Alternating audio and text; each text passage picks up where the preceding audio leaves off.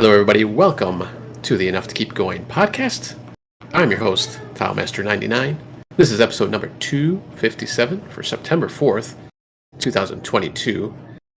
Welcome, everybody, and I want you to welcome just the one other co-host for tonight. Unfortunately, DB could not make it tonight, but hopefully he'll be back next week.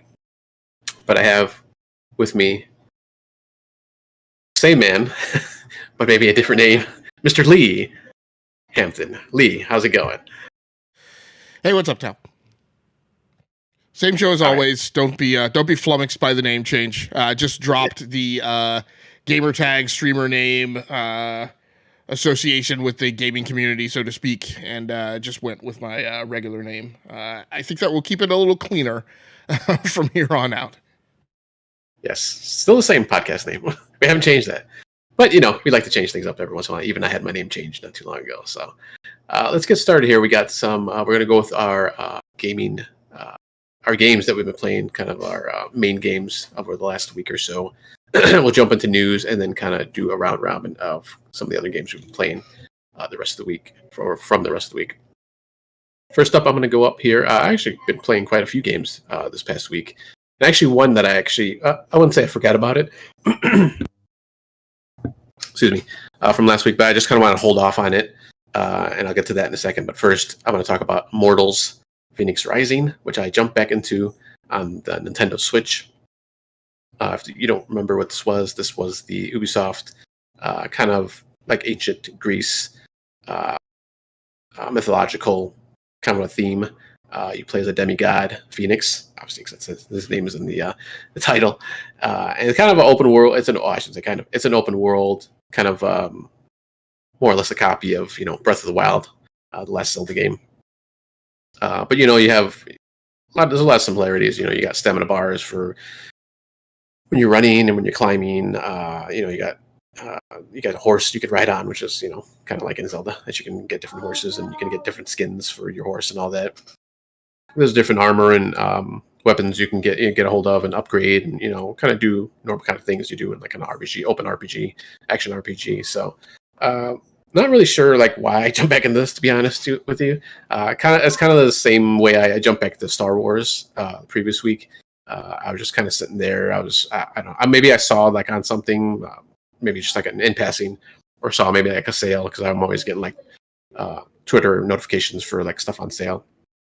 Pretty much all I use Twitter for. But I just all of a sudden I was like, hey, you know what? I got this game. Oh yeah, I think that's what it was. It was Game Pass. I think I saw it because it come up on Game Pass. I think this past week, maybe even the week before. And I was like, hey, I got that game on Switch. I should, start playing it again. So I jumped back into it, and it's a really fun game. So you originally had this on Xbox, didn't you? No, I bought it on the Switch. You've always played it on Switch. Okay, all right, gotcha. Yeah, I bought it right away just because I always like that mythological theme. So I was like, I want to just pick it up, and kind of seemed like a game I can, it'd be easier on the Switch because I could just play it on the couch, just play it when I'm on the go or whatever. But but I was gonna try to download it and just kind of compare it. I mean, obviously it's probably gonna be like tons. It looked tons better at least on the Xbox, but I haven't done that yet. Maybe I'll do that in the future. Sometimes I'll do that with some games. With this, since it's a big like open world RPG, I was like, yeah, maybe I'll wait off a little bit on it, just because I don't want to start a whole new character and do this thing all over again. Although I might do that at some point. But just running through the world again. I had gotten past the first island, or like little section that you start off on right before I had stopped playing. So I was kind of picking up on that second area, open world area that comes up. It took me a little bit, just basically the one play session to get back into like the gameplay and stuff. So I didn't, used to the controls and all that. So it wasn't too bad.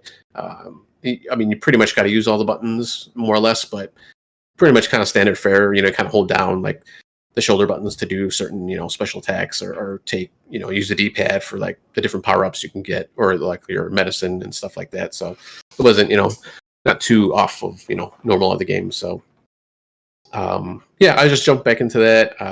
I got stuck actually at one point, like midweek, because I've been playing it pretty regularly throughout the week. And I almost put it back down, but I was like, I'm just going to power through this. There's this one section where there's this like, it's like a kind of like a shadow creature, I guess, of Achilles, the character Achilles. and he's just like constantly coming at you. Like you can't run away from it. He'll just keep coming at you. So I was like, all right, I got to try to beat him. But I mean, like you barely take any of his health off. I don't know if it was just because I hadn't really upgraded my weapons in a while, and I was like kind of just roaming the world, and you kind of got stuck on this part. But I could have gone back and from another save, because I think you do this too a lot, Lee. You do that, like the multiple game saves. So I always have like 3 game saves at least if I can. So, but I was like, oh, I'm just going to do this. So I was fighting him finally at one point, and like he kind of got stuck off on like an edge of kind of like on this raised up platform, and he got stuck off on there's like a little end part that kind of goes over the ledge, and then like the drop from that, excuse me, isn't like very high. Like even if I fell off of it, I wouldn't take any damage. But all of a sudden, I saw him disappear, and he was just like gone. It was like the section was over. So I was like, all right, good, fine. I'm fine with that. So I don't have time to try to beat this thing normally, like it probably should have been, or maybe there was like I don't know, maybe there's just some kind of time limit that I had to like survive. But I mean, I was taking his health off, and the few other times I tried to beat him before that, I know I had been fighting him like way longer than what happened at that final time that he like died or whatever. So I don't know what happened there. Maybe it was just like a glitch or something. So I finally got past that, and I've just kind of been rolling. Take the ring out, man. Whether it's cheese or no, take the ring out. No, I was like, I'm just going to deal like I saved as soon as that happened, because I was like, I don't know what happened, so I don't want to like come back or something. But yeah. So since that part, I've just been doing and I think it was like one of the main story missions too. So like I had to get past that part. So I've just been going through the story missions again, and kind of just every once in a while I'll do side missions. I'm not totally like Skyrim in it like I usually do. So I'm trying to stay on the story and just kind of power through it and try to beat this one. And just kind of all these games that I started to go back to, I've been talking about today. I think it's because I finally, pretty much I'm off Arc. Like I haven't played Arc in the last couple of weeks, so that's freed up a lot of time, because that takes up a lot of time playing that game. But yeah, I'm just having. It's a cool game. I mean, it does have the stamina bar, which kind of is annoying, but I mean, it kind of makes sense because they would pretty much break the game like if you just had like stamina forever, because you'd be able to fly everywhere and run as fast as you can everywhere and do this other stuff. But it doesn't have any breakable weapons, which is nice, which is one of kind of the pain points of Zelda. I mean, I know there's a reason for it, and I'm sure we've talked about it too before in articles and stuff, but it's kind of nice that your stuff doesn't break, so it's nice. But other than that, any other questions on that game? My one question is, so you're talking about going multi-plat, which typically isn't an issue unless you throw the Nintendo Switch in there. And so when you go back and forth, like a couple weeks, like last week and the last couple weeks, I started going back and forth in Ali World between with the Nintendo Switch and the rotation, right? And that's problematic because I was playing on PC and on Xbox, and obviously, right, your AB buttons are switched. So, any concerns about that? I don't know what controls are mapped to the AB buttons on Immortals: Fenyx Rising, and that game is on Game Pass, by the way, if you needed corroboration.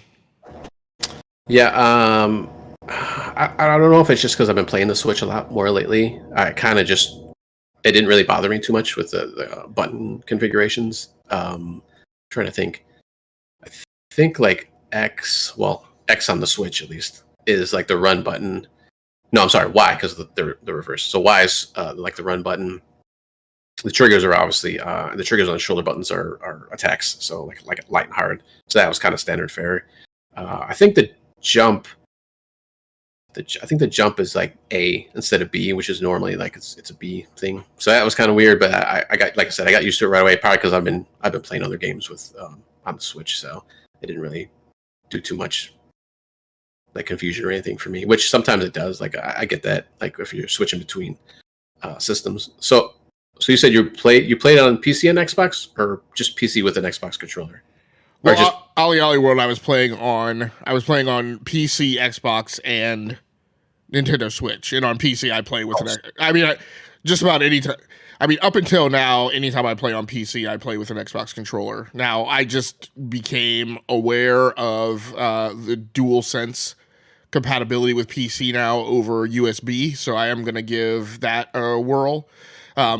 But I may only try that with SIE games that have been ported to PC, because I mean it's the get is to have the haptics, but without the haptics, I don't know that I like that controller and that side by side analog stick layout, which I've always abhorred. Yeah.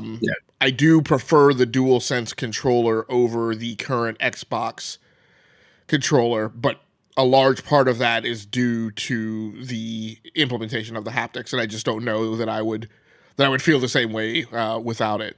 Now, I have also this week. I won't talk about it tonight, but I have also been playing Crisis. Crisis Remaster. Wait.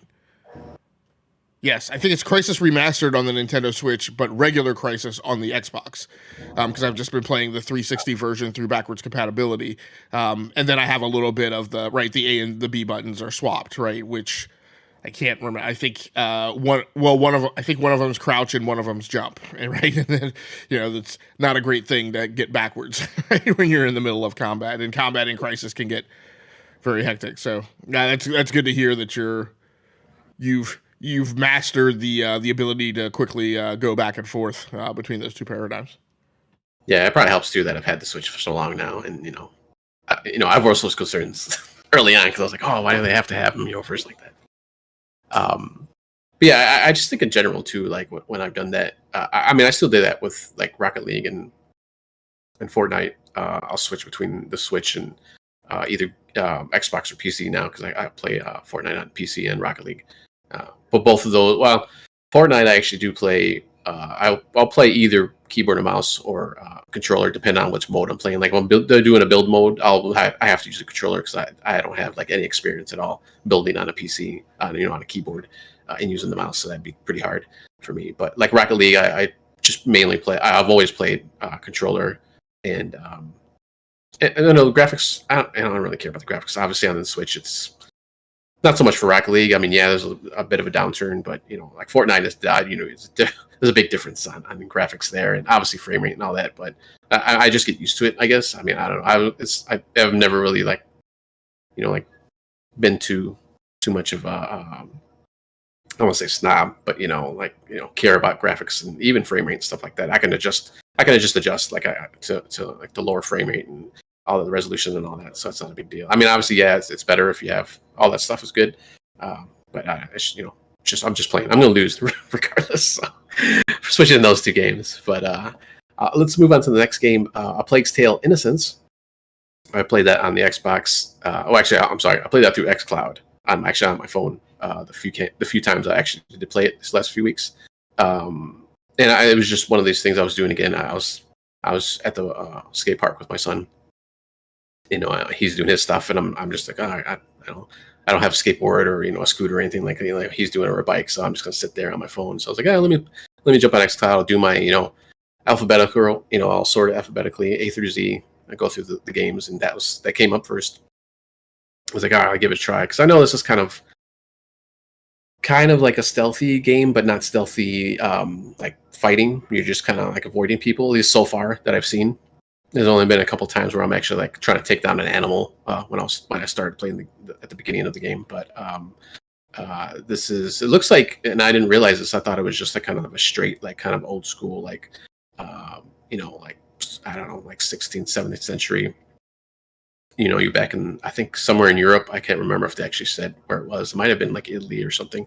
I thought it was just like during the plague, obviously, but it looks like there might be some other kind of supernatural elements to it. So it's like, oh, okay. So this looks kind of interesting. So I'm at the very beginning right now. I just finished the first, I guess you can call it like tutorial level. It's showing you how to do all the controls and stuff. You try to escape this kind of this little village, and I don't want to give too much away.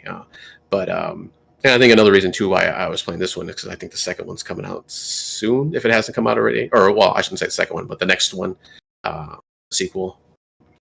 Because I'm assuming some of the characters I could tell they're older when I've seen that gameplay. Yeah, the next one is out this fall holiday season. I can't remember if it's. I think it may be an October release, but I will, it may actually be a September release. But I'll double check that while you're continuing on. Yeah, it's I guess kind of a. I mean, it's not like horror, at least not sort of, at least that I've seen. Like I said, it looks like there's a supernatural element, but it's not like it's not like gory or anything. It's more like kind of suspenseful, like kind of thriller type of thing. I mean, there might be like I don't know some kind of creature, but they haven't shown anything like weird or gross or anything like that yet, at least. But I mean, and I usually don't like these type of games, especially because it looks like it's a kind of like you have a I don't want to say a partner, but you bring in somebody along that you kind of have to take care of. So, and I usually don't like those kind of elements in games, like when you have to watch out for somebody because a lot of times that AI is just like goofy and they go off and do their own thing, or like they get stuck somewhere and it's like, oh, and I got to play a whole level over again or something like that. But yeah, it's not too bad so far. Like I said, I'm super early into it, so I try to keep playing it. I'll probably just play it through Xcloud too. I'll try to play it on my systems when I can too. But it seems pretty good so far. And the sequel is it's an 18 October release. Okay. Of this year. All right. Any questions or comments on that one? I don't know if you've ever played that. I haven't. It is. For my optics, it's like the only major significant release on Xbox this fall. So there's a good chance that I will that I'll check it out. But we'll see. There may actually be a update to a game that may be competing for my time on Xbox. But we'll talk about that later. Is the sequel? That's not it's not exclusive to Xbox, is it? Do you know, or if you want to check? I'm pretty sure. I thought that it was, but it may just be that it's not exclusive, but it's coming to Game Pass. No, so it's not exclusive. Yeah. It's actually coming to Nintendo Switch via cloud. So it'll be it'll run partially on Switch and then partially in the cloud. It's coming to PlayStation 5 and it will be on Xbox Series XS. I can't remember if this is a timed exclusive. I think they must have to re-release. No, it's coming to all platforms on October 18th. I think it's just a matter of that it's coming. It's day and date on Game Pass versus on PlayStation 5. It's a full game. I don't know if it'll be a $60 or $70 game. I guess that'll be an interesting thing to see. Yeah. And it's actually the one I'm playing now, the original one. It's actually a pretty game. It's even the older one. So I mean, the new one should be just as good, if not better, obviously. So, all right, and then finally, last one. I would jump back into Back 4 Blood. I was going to look up I was playing the new expansion with some other people on another Discord that I'm on, Discord server. So we kind of we were just running through that, and there's a new map, obviously a new section of the city you're at or area, and then a new person you can pick. I didn't get the chance to play that person. He's like a preacher, or at least they call him the preacher. I don't know if he actually is or was a preacher at some point in this world, but he has like some health. He's more like kind of like a healer. He's got healing abilities, or buffs that he does. So that was kind of one of the reasons I wanted to kind of try him. But one of the other guys had already started playing. They had already kind of started playing before I got there. So I only missed like a little bit of the beginning part, but I pretty much played through the whole section. And then there's not just zombies and creatures you're fighting other people also, which is kind of interesting. So I want to kind of go back and catch that first part just so I can kind of see like what kind of that relationship is with the normal people here that we're fighting. So I got to go back and kind of catch up on that. But, it just pretty much same thing. There's new cards that you can get. I didn't see any new weapons. So I don't know if there's any new weapons or not. But, it's just same, I've had fun with this game when I've been playing. Usually, I mean, if I play with actually other people that I know, it's better with this one just because it's so, you really got to coordinate when you're running through the levels and stuff. So, watch people's back and watch, because there's multiple entryways that these, the zombies and the creatures can come through. So, it's always better to play a game that you can actually talk to people and at least that too. It's a lot better. So I had a lot of fun with that too. So it was kind of nice to jump back into that. And I might get another friend into the game. So that'd be kind of nice to run back through the whole game. And I have actually made like 3 different loadouts kind of like more of a power loadout I was using. Kind of he's I got like my guns are better. They're more powerful and a little bit. I put a little bit of stamina and health, but it was mostly just like the power that I was putting in there. And then I have like a stamina guy that I can use, and I think the other one was like maybe buffed up my healing or something like that. I can't remember what the third one was because I think I kind of just threw that one together real quick right before I stopped playing originally. So, but I kind of like to go through those other loadouts that I have because I've mainly just been using the kind of the power guy to get through everything right now. So if I get that my other friend to play, I'll try those other ones. So we'll see. And yeah, that's pretty much as much as I had. Any questions on that one or comments? My only comment is this is now in my rotation as well. I haven't jumped back in, and I just did light touch on this. I think actually all I did was play the demo, so I don't think I actually even started on the game post release. But it is something I'm going to be checking out because pickings in that genre, while we thought they were plentiful, are actually pretty slim. I'm now starting to break like my standards of Steam reviews and other things that I'm starting to dip down to my like Nintendo Switch levels of of reviews that I look for before I try something out. But as I've been talking fairly frequently recently, Battlefield last year, not great. Call of Duty last year, not good. And you're kind of, if you're not a Battle Royale fan, like your pickings for, any type of online, whether it be PvP or co-op, shooter, that's good. It's fairly slim, I think, right now. Yeah, I mean, it's pretty much that and Aliens Fireteam, I think, were kind of the two that came out like around each other. Yeah, if you're looking for co-op, yeah. For those type of games, yeah. Because we didn't Redfall out. And I would throw Destiny 2 into that as well. Yeah. Yeah. All right. So do you want to talk about your Xbox game here that you've been playing? Yeah, and actually I would throw this game in there as well.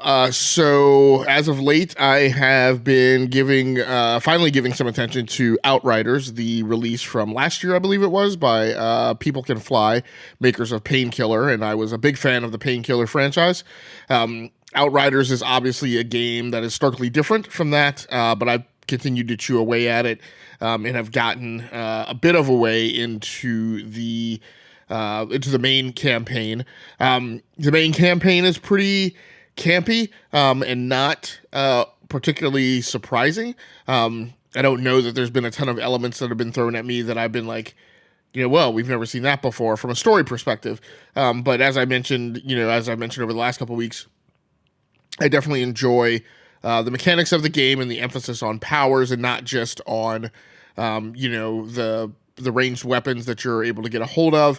And so in certain ways, maybe it plays kind of a little like Bioshock, even though you can't, I mean, I guess you can kind of say that you're wielding both at the same time, although there's, it's not like Bioshock where you have, a plasmid on the left hand, and a ranged weapon on the right. It's not really concurrent, or even Clive Barker's Undying allowed you to do some things of similar nature. But you don't have any kind of hindrance, right, when you're carrying whatever ranged weapon to switching and executing a power with there's no slowdown or swap or time delay in pulling off those powers. And so you have a fairly wide degree of freedom and latitude, right, on employing those, and it's really pretty awesome. It really makes for a slightly different gameplay style.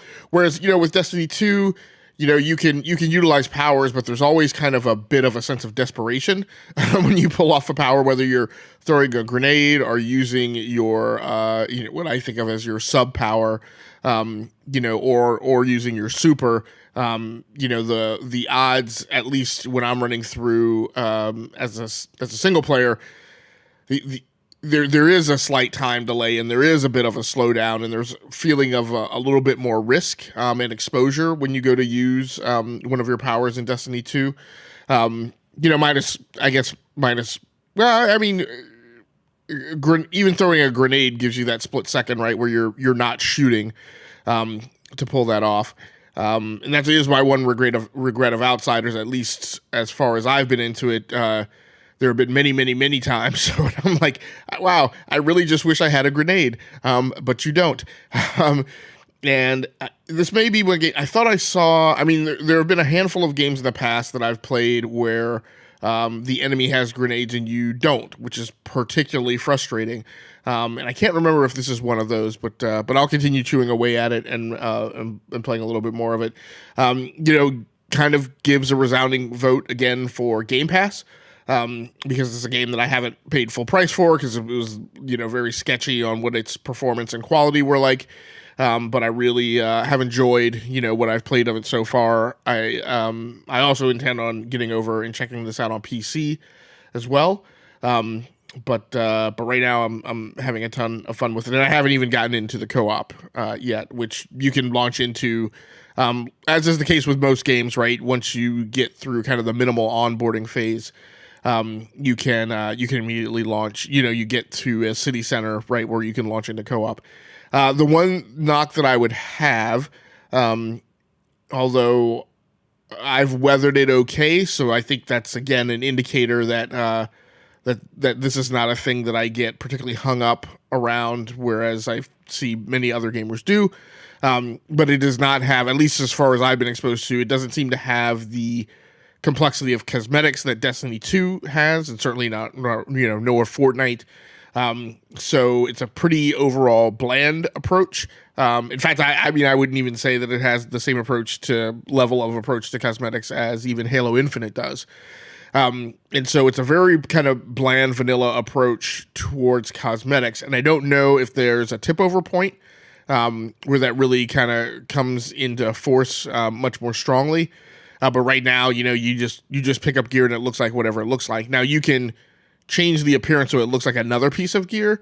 But like of the several hours that I've played so far, I've only gotten, one sidearm that has any level of cosmetic that, I would consider.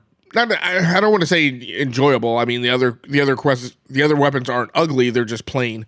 So there's only been one of note, and I just don't feel like I don't like the feel of like taking that one design and applying it to every single weapon. That seems a little hokey. So, so I just haven't come across the type of thing that would, toggle the joy of people who are super wrapped around the axle about cosmetics. But like I said, from a performance perspective and just from a ladder progression perspective and the looter shooter perspective, I'm having a pretty good time. The other game that I've jumped into this week, and I have been playing that, like I said, on Xbox. The other game that I've jumped into this week actually just started in it tonight, but getting back to it tonight, just before the podcast, is Halo Infinite. And so, there's a bunch of controversy going on with Halo Infinite that we'll talk about this week. I think, although I was on a ramp with Brap from the Basement Radio Arcade podcast earlier this weekend, and I think and unfortunately I've been out of town on vacation this weekend, so like I came back and like went immediately into the rant and had enough time to like really read all the tea leaves and stuff. And so, I am not as emotionally invested in the Halo franchise as a lot of other people are. I think I would have been a little, I asked Brap a lot of questions right during that podcast just to kind of, pull the threads on like alternatives, right? Like if people are upset about Halo Infinite, then what are their other options? Because that to me is the more concerning part of a conversation for me, right? I can be angry at a game, I can be bothered by a game. The question really then comes down to, well, what else, right? What's the next thing? But given where Halo Infinite is, I actually don't think it's as bad for people who are hanging in there to play it. So I wanted to go back and kind of get my teeth into, continuing through the battle pass. So I actually, in about an hour of time, I actually went up like 2 levels. So that's a vast improvement over where it was. I think they're doing a little bit of gimme now, and we'll talk a little bit later about some of the adversity that the team has had and why it might make sense for them to really lay off on kind of the stinginess of the progression pattern. But I went up to level 50 of the Season 2 Battle Pass. There's nothing new there, but the reason I stuck with Halo Infinite after I finally onboarded, and this is, again, just to go talk about my history, although I've been an Xbox player since the very beginning, I was never really super huge into Halo Infinite multiplayer. But I finally onboarded to it this time, and the thing that kept me around, the thing that stuck, was much in the same vein as Destiny 2 was the gunplay. And whatever my feelings are about Destiny 2 and the campaign and the story, over time, at the end of the day, Destiny 2 is always a thing that I can boot up, right, for a couple of hours of fun for no reason other than the gameplay, and I kind of feel the same way about Halo Infinite. The difference with Halo Infinite is I play PvP, whereas I don't in Destiny 2, so I kind of have to find some minimal level of being entertained by the story, right? But with Halo Infinite, it's just that, going and playing a game of 4-on-4 basketball that kind of always feels good. Took me a while to get into the groove. Tonight, I had just made some changes to my control scheme right before I laid off last time, because I'm really bad about weapon switching on mouse and keyboard. When you use the scroll wheel, which is the default, which is normally what I use all the time for weapon switching, Halo Infinite is a game that in its combat dynamic, weapon switching instead of reloading is a must, whereas in other games it's a tactical option. But in Halo Infinite, very often you cannot complete an engagement against an enemy without swapping weapons. That's often true, particularly with the auto rifle. And so I had to, over several months, figure out how to switch keys, which is very unnatural to me because I use the scheme in Halo Infinite that I have used historically since I went to WASD controls. And I used to, when I first started playing first-person shooters on PC 20 years ago, I used to use the number pad, which is actually my preference.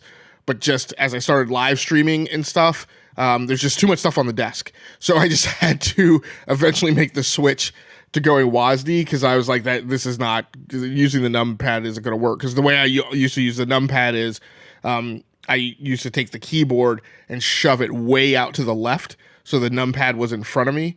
But that, with the live streaming and a health and monitoring PC and, and the Stream Deck and, a camera interface like an Ada Mini Pro or the Blackmagic Web Presenter. There's just too much stuff on the desk.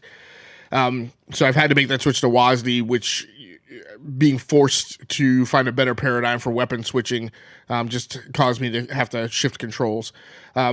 So I was still kind of getting acclimated to that. It's actually a little easier to slip back into it now after having laid off, because now I don't necessarily have that persistent muscle memory of always having used the scroll wheel as persistently in my head. So it took me a couple matches to get back. My first 2 matches were not great, but by the third match I was getting into it, which I was happy about because it normally takes me to the third map, right, to really warm up. And then I played a little Rumble Pit, which and wound up walking away with a good match there. So pretty happy getting back into it, and some other modes and content is going to be around the corner here in November. So I've got time. I think that's a reasonable amount of time over the 2 months. 2 months, yeah, 2 months to because it's early November. 2 months to work on the remaining levels of my battle pass. So I should be good to go. We'll talk about that battle pass here in a second. you might have more time than you think, actually. The battle pass is 100 levels. The battle pass is 100 levels. Yeah, we will talk about it because I think I think some people are interpreting it wrong, and at a minimum, I think there's enough out there to question until we get better clarification. Obviously, Bright 343 released a bunch of information heading into the Labor Day weekend, which they dropped a bunch of news and then scurried away for the 3-day weekend. Which I don't know that I could fault them for that. I may have utilized a very similar tactic if it were myself. But 6 p.m. on a Friday. Best time. Right. And then I thought I had another question. I can't remember now about Halo, but I think about it later. I can ask you. But anything else on Halo Infinite? Nope. All right. So if you want to jump into the first news story for tonight, I got a little Steam hardware survey. Yeah, so a lot of stories tonight will be a little thematic with my name change. Part of a big chunk of the reason for my name change is the conversation on games and social media has just crossed my threshold of being completely ridiculous, and so I have backpedaled away from it. One of those areas is when we talk about, and I pulled this article in the Steam hardware survey. Is what made me think of it. What it made me think of was the often sometimes ridiculous conversations that I get into with console players. I will just typically say, typically PlayStation players, in an argument about console hardware versus PC hardware. And there is always the amount of time that has to be spent making them understand that that their hardware is the equivalent of the previous generation GPUs that PC gamers tend to be running with. And one thing that leapt out at me here was, I think there was a comment somewhere that NVIDIA, among Steam users, Steam users who have participated in the survey, because it's not absolutely mandatory, so it's just we think of it as an indicative population sample. But some like 79% or so of the graphics cards that PC gamers are using are NVIDIA silicon versus AMD. And from that data point, some basic things should be extrapolated, right? If PC gamers who have a option on whether to use NVIDIA and AMD pick NVIDIA almost 80% of the time, then console gamers who don't have any option to go NVIDIA or AMD and must run AMD should recognize that the population sample of consumers who have the option tend to pick NVIDIA silicon all the time, and that might notionally mean that by and large, in most use cases, that NVIDIA silicon tends to outperform AMD silicon.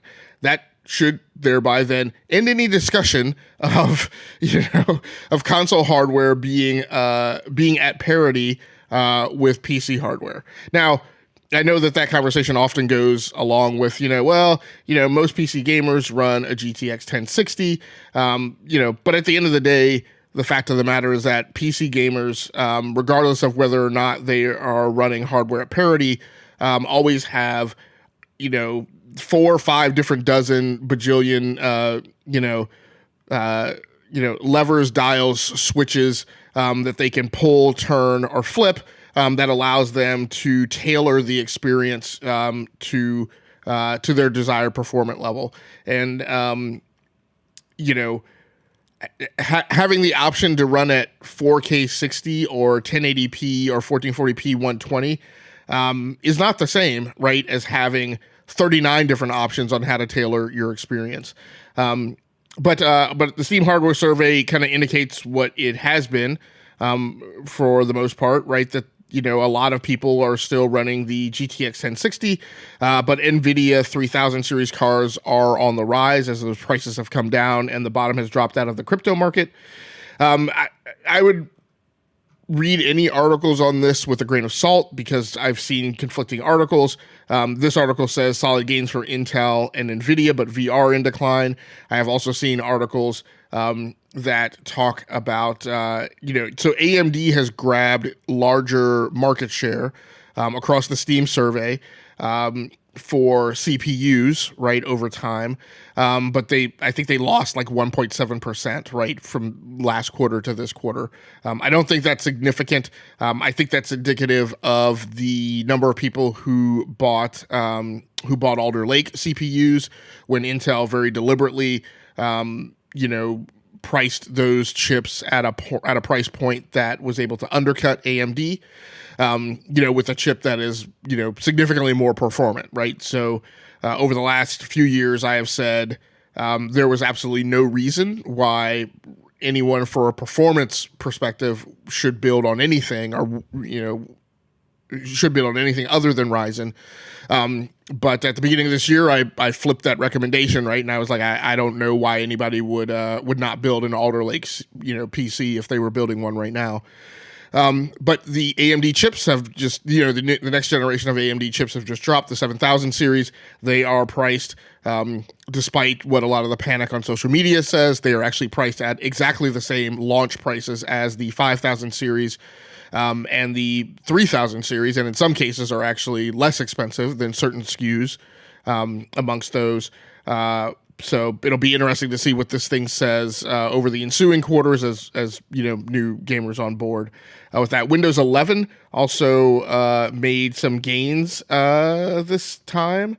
I still have not found a compelling reason to upgrade to Windows 11, and I'm probably just at the point now where I'm typically when I upgrade OSs, I feel driven to upgrade every PC at once. And since I have PCs that are not compatible with Windows 11, I'm probably not going to upgrade to Windows 11 until I have every PC running in the shop with the ability to upgrade, which is going to be some time as I upgrade and push PCs down. And this article says VR headsets are lost a bit, but actually another article that I saw showed VR on the rise. Again, VR is an interesting thing, but over time, as I spent a year or two deep diving on VR, I've just come to the feeling and assessment that VR is not the thing that at this point is going to move the needle left or right. It's an interesting niche category, and people will have fun, right, who play it, but it just hasn't hit that point where there are killer apps being made for it that would cause people to onboard en masse with that platform, and it's still it's still pricey, right, if you really want like performant hardware. So that is the Steam survey. Is this survey? Can anybody look at this, or is this just an industry thing that people look at? No, industry people. You can go to the Steam page and find where they list the results every quarter. For people who have opted into it, you don't have to opt into it. I typically pick one machine to opt in, so I'm not feeding the survey like a bunch of different variants of hardware config. So yeah. Okay, I was just wondering. I didn't realize. I don't know if I mentioned this. I actually upgraded to Windows 11 not too long ago. I think a couple months ago. I can't remember if I mentioned it on the podcast, but I mean, so far I haven't had problems with it, and it's fine. It's Windows to me, so I got to deal with it anyways. Every day. So, and then I absolutely believe, right. Just as I told people, right, when all the fear mongering was going on around Windows 8, I was like, gamers should realize that Windows 8 actually is more performant in gaming than Windows 7 is. People should make the move. And I absolutely believe, and I've seen things where, Windows 11 has certain features that allow higher performance in games. My problem is just for me personally, right? I don't want a hodgepodge, right, patchwork ecosystem, right, where I have some PCs on Windows 10 and some PCs on Windows 11. I've just always kind of approached it that way. Yeah, that makes sense. And then as far as the VR front, I mean, I think the problem is like you mentioned, there's just not that one game that is going to draw people into it right now. At least right now. I mean, there's no Halo, there's no Mario, there's no Spider-Man or Forbidden or Uncharted, something that's going to draw you in, something that's as hey, I'm not just saying there's not any good games. There's obviously a lot of good games. I've been playing it now for a while. It's just that you don't got that one game that's gonna to bring people in. So I don't know who's gonna make that, or well, if it ever will be made. I'm sure it will at some point. I don't know that it ever will, right? I mean the problem with the problem today is not even the hardware or the design or game design. I feel like the problem is the human race. You just have a larger swath of demographic of the population that can't play VR, right? Yeah, just because they don't have the spatial perception, they get dizzy, they throw up. And I guess my feeling is this will be a thing that maybe the human race will evolve a little bit towards, right? As more people come into gaming who start early with VR, they'll become more acclimated to it. But that's a long evolutionary stance, and the problem, and one of the big problems is the health impacts of children using VR. That jury is still out. I don't let my kids do VR, right? Even though when they're outside of my observation, they have utilized it, right, with other family members who do. But like I'm not. I've let it be known that I'm not buying them a set because there have been no extensive studies that have been done with any significant results that tell us, right, what happens to a child's spatial perception, right, when in the developmental stages they're using VR. Yeah, definitely. Well, we'll see. Although I did see recently a report. I guess it's more of a rumor, really, but that a certain popular game might be jumping into VR, and that would be Fortnite. So we'll see. We'll see how that pans out. But I don't know if you saw that report or not. No, I didn't see that one. Okay, yeah, it was from one of the leakers who's always leaking stuff. He found some code or something in there that looked like it was for the Quest 2 or the Quest. I don't know if it was specifically Quest 2, but so maybe they're working on something. Maybe it's just testing or whatever. But I know there had always been rumors of a first-person mode that was supposed to potentially go in there, but maybe it was leading to this. They're trying out VR stuff, but who knows? Anyway, let's jump on to the next thing. Some more potentially hardware talk here. So I reported out a few weeks ago about Logitech's cloud gaming handheld that they're going to be supposedly dropping sometime before the end of the year. We'll see if that happens, since they just announced it. So they had officially announced it. But now there is a leak of an actual photo of the system, and it kind of looks like like a Nintendo Lite, Switch Lite almost, like a smaller version of the Steam Deck. Just the same kind of form factor, kind of rectangular. You got the grips on the side, and all the buttons, and two sticks and all that. And they show. I'm from this article on IGN, assuming that's from Taylor Lyles. They had a couple photos. I guess there's a third photo, but they didn't actually show it here on this article. But basically, just showing the front of it. You have one where it's just like totally straight in the front on picture, and then one that's kind of like an angle, but you can't really see like the bottom of it or anything. But I guess kind of the big deal that I've seen online, and I was like, oh, okay, maybe, but like they kind of show like the UI of it and like all the icons of potential apps, and you have Xbox, which I'm assuming is Game Pass, even though in this picture they have an Xbox icon twice, which is weird.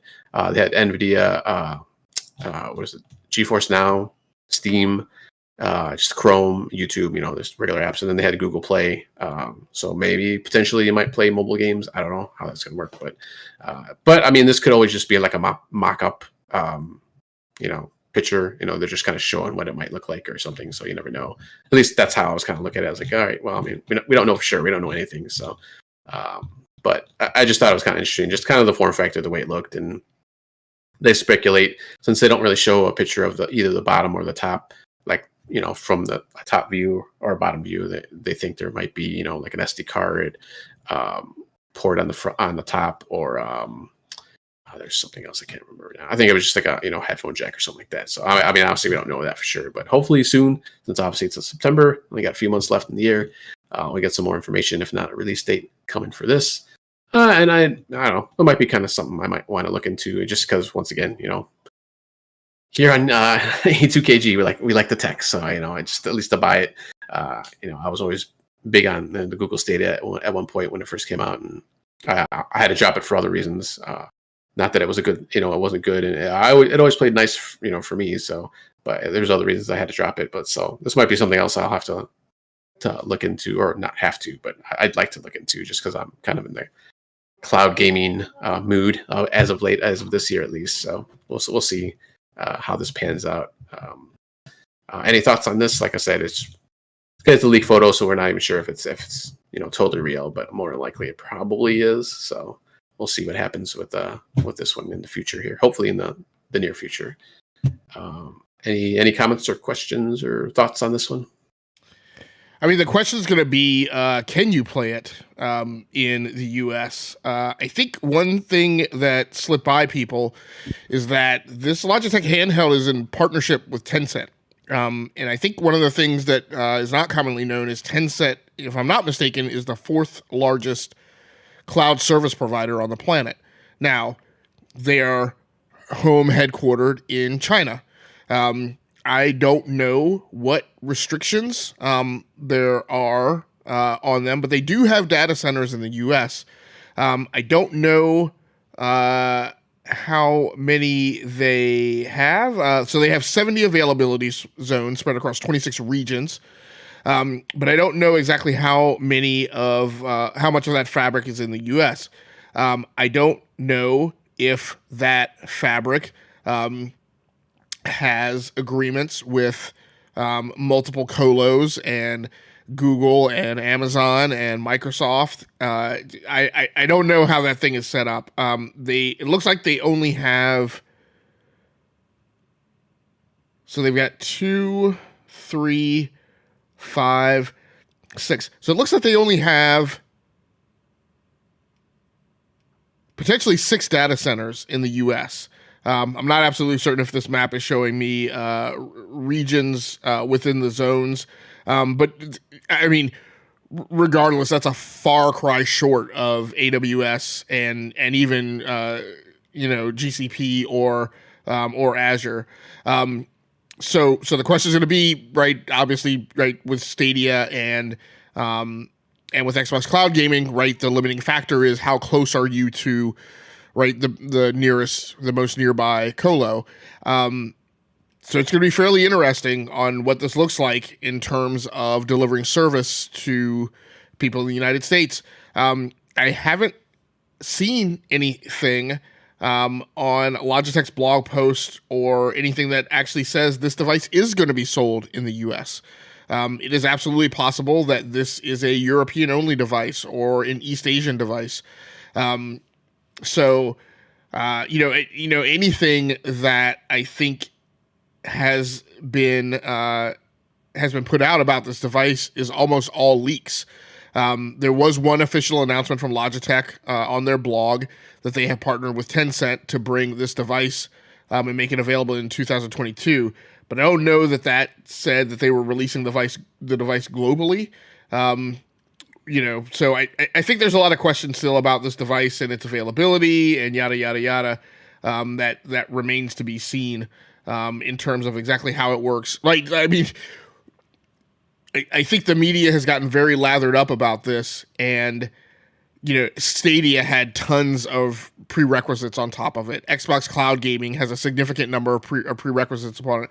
OnLive like all of these things always come with their minimum required baggage, right, that you have to have, and Logitech has told us nothing about what theirs is. So for me, it's definitely a wait and see to see where it's available and for how much. What I do agree with you, the one thing that's encouraging is that from what we've seen is it seems to lean towards indicating that it runs Android, which has been my concern, right? That it's a tough value prop to have something that is only cloud enabled, but if it can also run Android games locally, I think that's a much bigger get.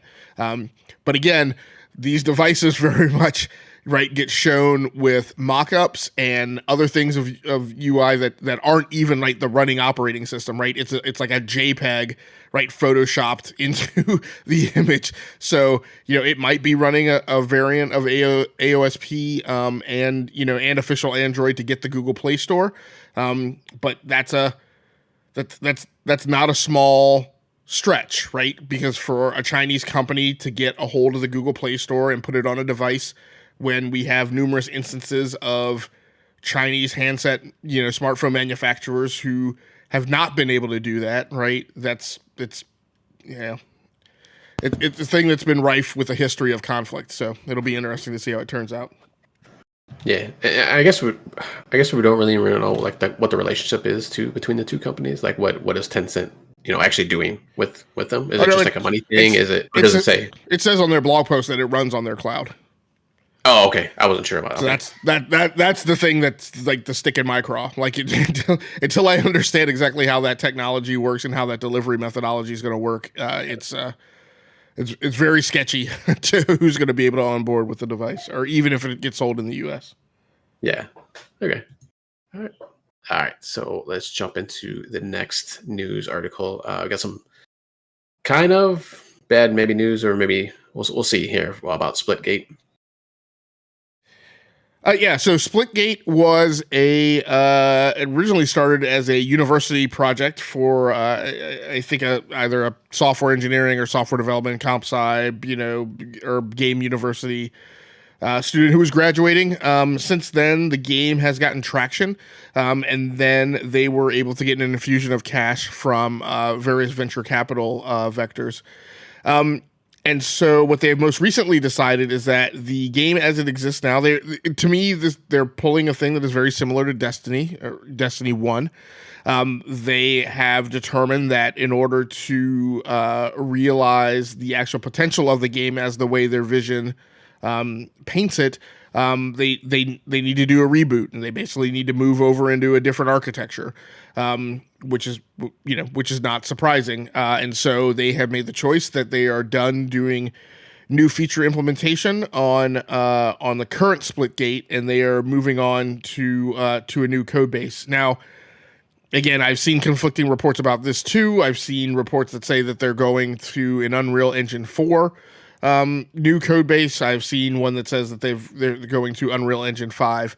So I'm not absolutely certain, because I've seen both iterations from news outlets that I've been both positive and negative about, right, in terms of evidentiary corroboration, as we were all as some of us were made to lean forward to the point of almost tipping out of our seat with people who were claiming that AWS was buying EA, which we found out like within an hour after that rumor started running around that was absolutely not true, even though I was saying I would pump the brakes on that given the news outlet that claimed it. And they're just sorry to interrupt real quick. Yeah. And their release and their announcement here, it does say that they'll be using Unreal Engine 5 in their official release on Twitter. Okay, nope, that's good, because I'd only seen the reports from other news outlets, so I wasn't sure which one was correct. Yeah, and it will be free to the game, whatever the game is when it releases. Okay, so another free-to-play game. And that's a good point. They're releasing another battle pass for the current Splitgate, and that is free to everyone. So goodies all around. One of the reasons that this is interesting to me is, what has also gone on this week is that the regulatory agency for the UK, who is looking into the Microsoft Activision Blizzard merger and acquisition, basically came out with a ruling that that they need to take that M&A to a second layer of review, which is the same thing that the FTC said in the US.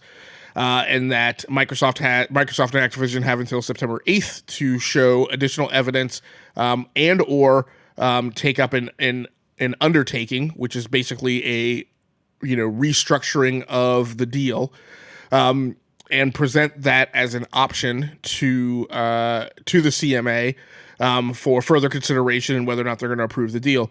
One of the things that the CMA cited was that the absorption of Activision, and particularly Call of Duty, into the Microsoft umbrella could create an environment that was threatening to innovation and to smaller outfits and entrepreneurs coming into the market, particularly in that PvP first-person shooter space. One of the examples that I pointed to was Splitgate, right? This is a great example of a new entrepreneurship, not backed by a big company, not backed by a major publisher, not purchased by, Sony or Nintendo or Ubisoft or whatever. This is a person who started off designing this game with a very small team, expanded that team, then went out and got venture capital, right, to fund the entrepreneurial venture. This is the type of thing that could potentially not happen, right, if Microsoft acquires Activision. Simply by the fact that, Microsoft acquires Activision, whose Call of Duty runs right now on AWS servers, right? All those servers move over to Azure. Now that is not a financial drain on Activision, right? Because that money that they were paying out to AWS is now free, right? Has now been freed up, giving them additional resources to do other things, right? Which could be expanding the Call of Duty code base, expanding, their free-to-play options, expanding other modes and other types of content, right? All of which could just become, a thing where when they're owned by a financial giant like Microsoft, who can participate in a loss leader type of strategy, right, could work in a way that prevents small teams from entering the market space. Now, again, all of that is not to say that is the scenario that absolutely will happen, right? But as I talked about, right, with those regulatory agencies, they're not necessarily making their decision based on what's probable or what's likely or whether or not Microsoft has shown prior malicious intent. It's all a matter of whether or not it could happen, right?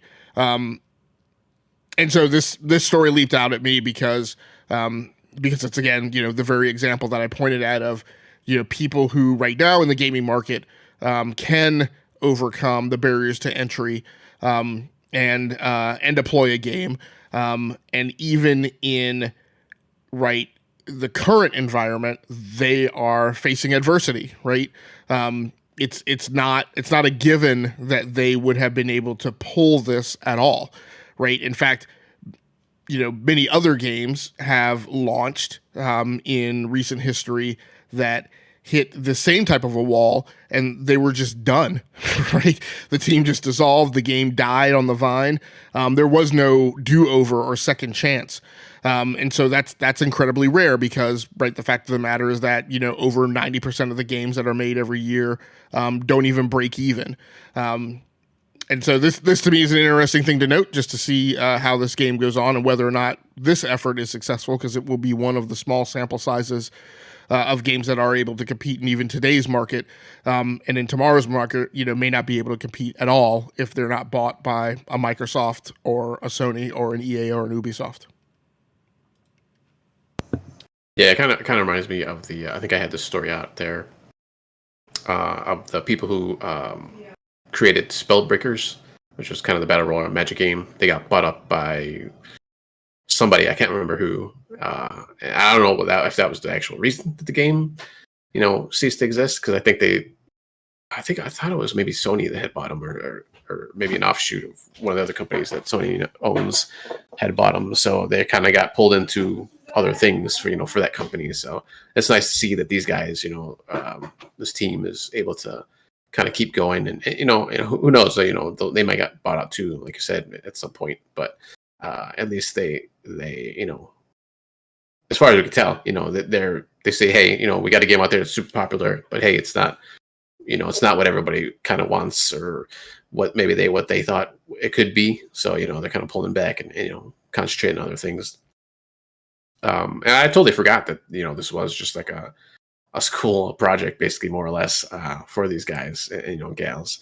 So it's kind of cool that, like this kind of thing kind of happened, and they even say in their post, this is official posted and everything, but, this is not a huge team. It's not, from a huge company. So it kind of reads like, this is pretty genuine what they're saying in their post that they put out there. So it's just kind of cool that, and it's not something that's, they're not just like you said, they're not just, taking their money, cutting and running. They're actually trying to build another game, try to better it, better themselves and better the game. So that's kind of cool. And, Splitgate's still, like I said, it's still coming around.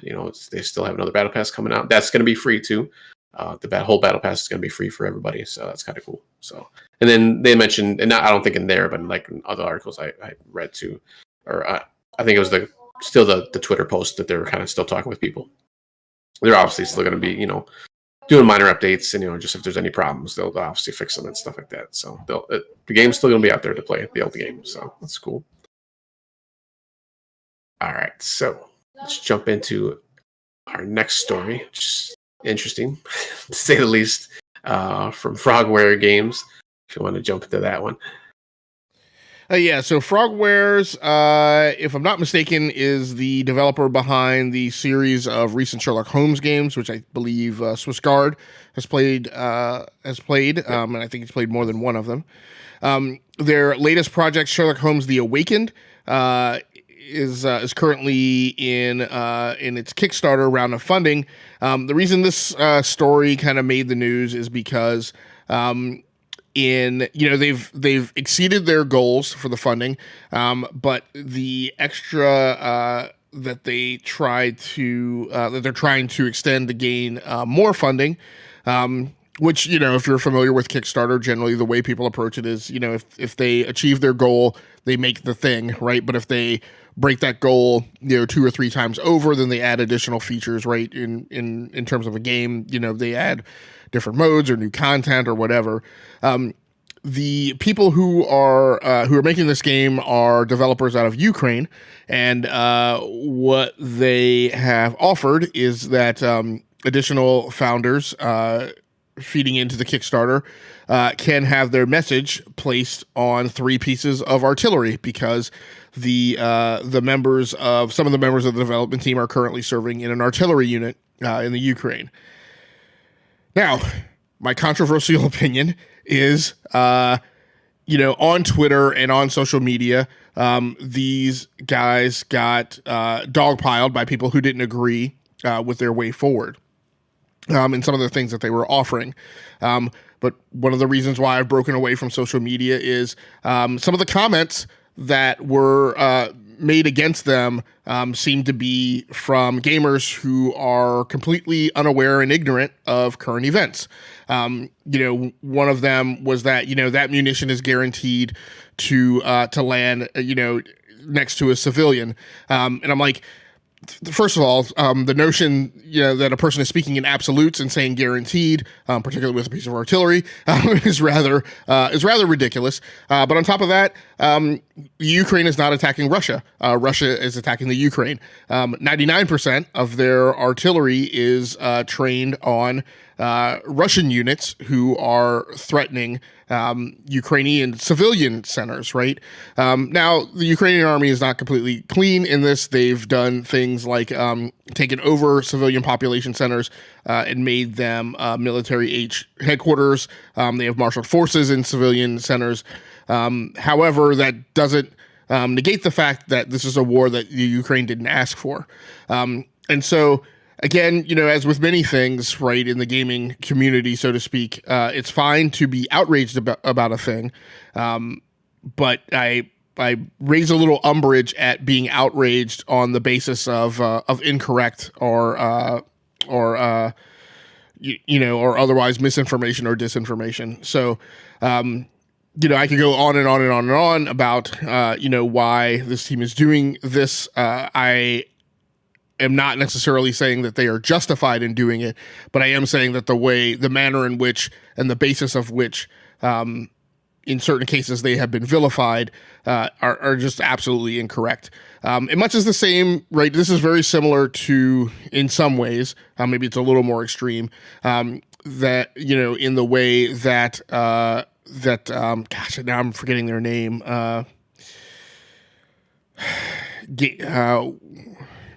Geez, I'm gonna have to look it up. But the team that's developing, the sequel to Stalker, they came out saying that they were looking at doing an NFT and they were dogpiled. And I'm like, you guys need to go back and look at the history of the studio and understand the way in which they came into work one day after releasing a successful game, and we're all told that the development company was shuttering for no reason. Were given paychecks. I mean, fortunately, thank goodness they were given paychecks for the remainder of that year. But I think by February of the following year, they were just out on the street. Right? They just had no employment. And so you might think that might encourage people who had somehow, right, in that company isn't even the original company. It was reconstituted, and I'm sure that the current owner, who is the brother of the previous owner, I'm sure has funded that company through, I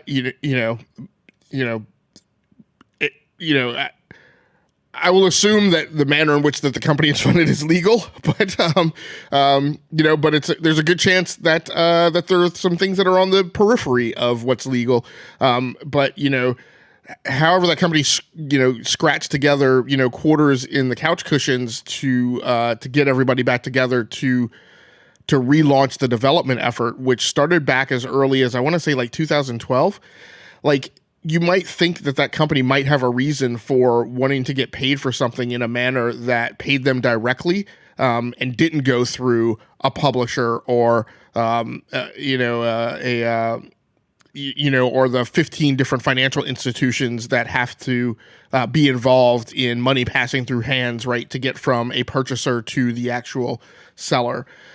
So again, not saying that it was wrong for people to be outraged about NFTs, but definitely wrong to accuse them without any understanding of their basis in history, of what had gone on with that company, and how it had been kind of reconstituted and scattered to the wind and brought back together. Sorry, I had to jump out of there for a second, so I cannot comment on this one. I kind of missed some of your comments there, unfortunately. But let's jump into the next one real quick here, which is the Girls Who Code story that you have here from Game Industry Biz. Yes, so let me continue my rant. Actually, it's a good night for ranting. Girls Who Code making women the future of warfare this week in business. This is all about the fact that the Girls Who Code nonprofit organization is taking money from Raytheon. And a lot of the outrage that has gone on about accepting money from a U.S. Government contractor. And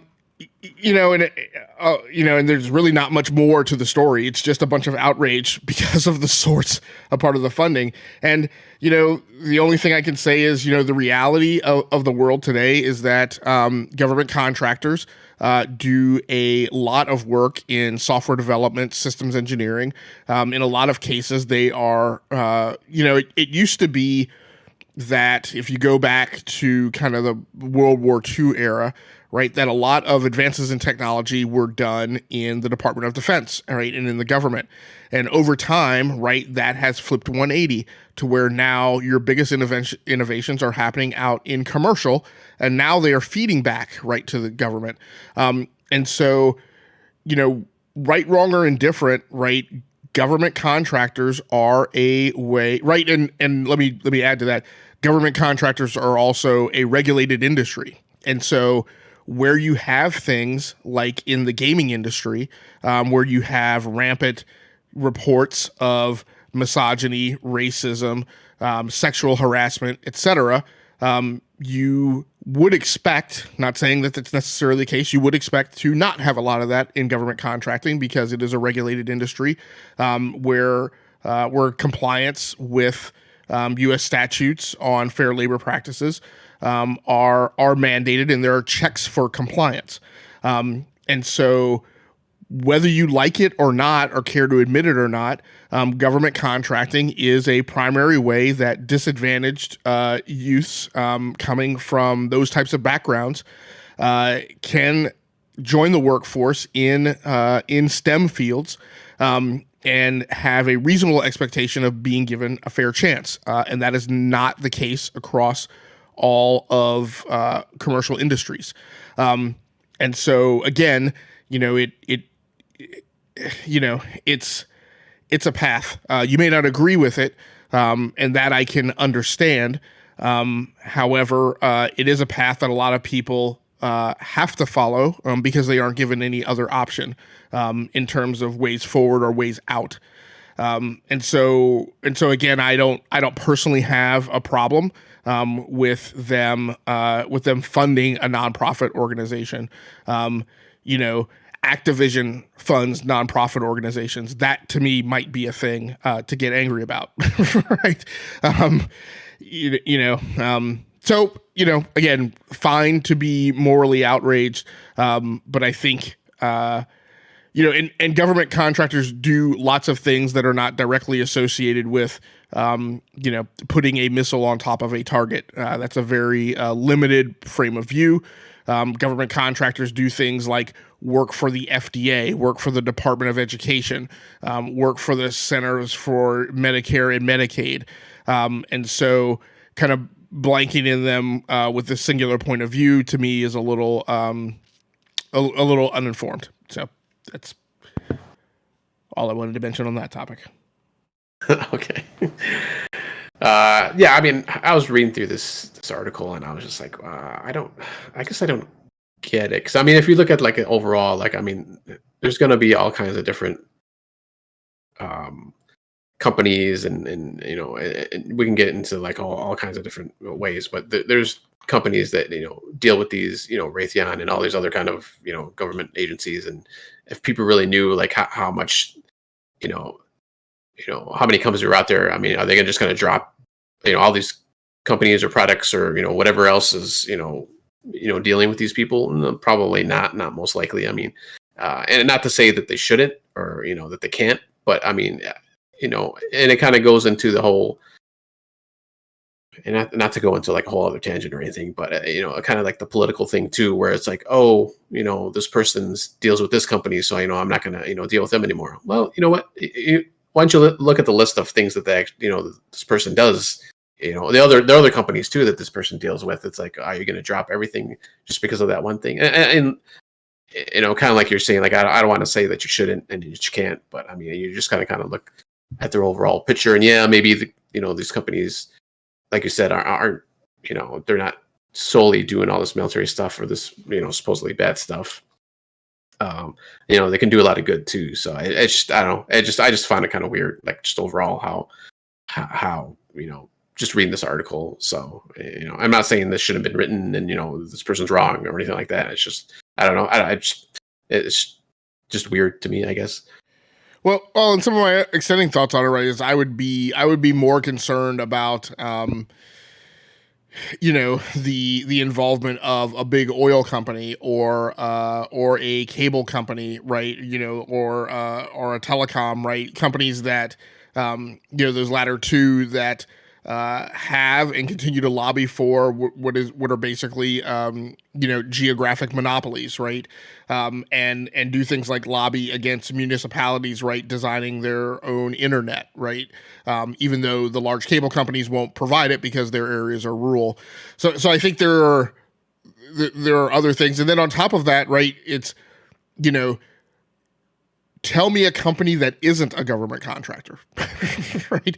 Verizon is a government contractor. AT&T is a government contractor. Lots of oil companies, right? Lots of financial companies, right? Bank of America is a government contractor, right? I mean, it's very difficult, I think, at a large company scale that could provide the type of funding that this type of nonprofit needs to find someone who is not in some way a government contractor. And so, again, that's just the dose of reality. Again, it's another topic where I think a lot of people weigh in from the gaming community who just don't have, the width of exposure that might help them in making a more level-headed, right, assessment, right, of the topic. Yeah, definitely. All right, let's jump into our. We got a couple more news articles real quick here. We're going back to Steam actually for this next article from Frostpunk Dev. Yes, and I think this will end my rants for tonight.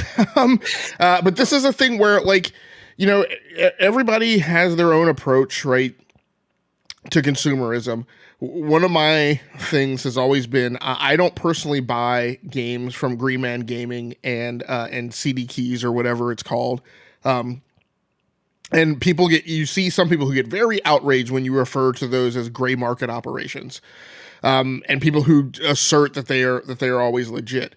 But the fact of the matter is that keys often find their way to those organizations or similar organizations in similar markets, right? A secondhand, third-hand market, at vast discounts because those keys have been obtained, through unethical means.